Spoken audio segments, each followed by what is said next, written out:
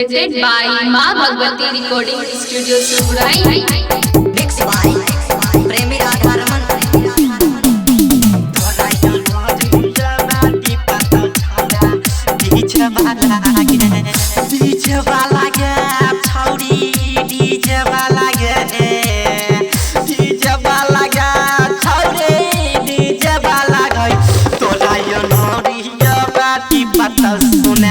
DJ वाला गे तोरा यो नोरिया नाटी पाता छौरा डीजे वाला गे छौरी डीजे वाला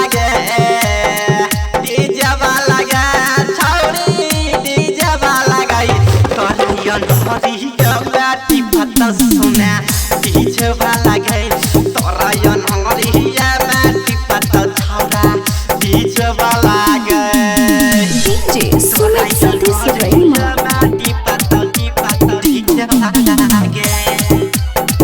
माँ भगवती रिकॉर्डिंग स्टूडियो सुगुराई। देखै में लागै छी बारा हसीन गए मारतो हेले चालू करतो मशीन गए देखै में लागै छी बारा हसीन गई मारतो हेले चालू करतो मशीन गए छौराया परटरा गे छौराया परटरा गे छौराया परटरा बटन दोनों टिपत सुना छौराया परटरा वॉल्यूम क्या बरैतो हे गे छौराया परटरा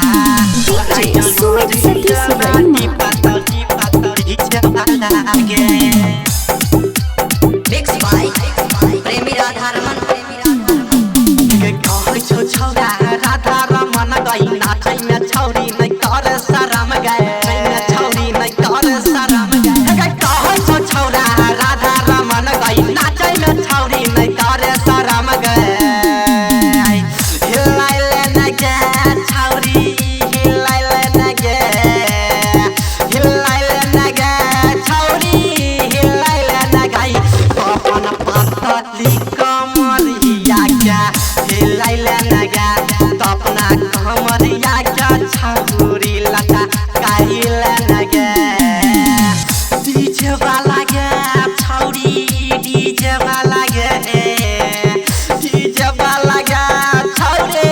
डीजे वाला गई तोरा यो नोरिया बाटी पता सुना डीजे वाला गे तोरा यो नोरिया बाटी पता छौरा डीजे वाला गे छौरी डीजे वाला गे छौरी डीजे वाला गई तोरा यो नोरिया बाटी पता सुना डीजे वाला गई तोरा यो नोरिया बाटी पता छौरा डीजे वाला गे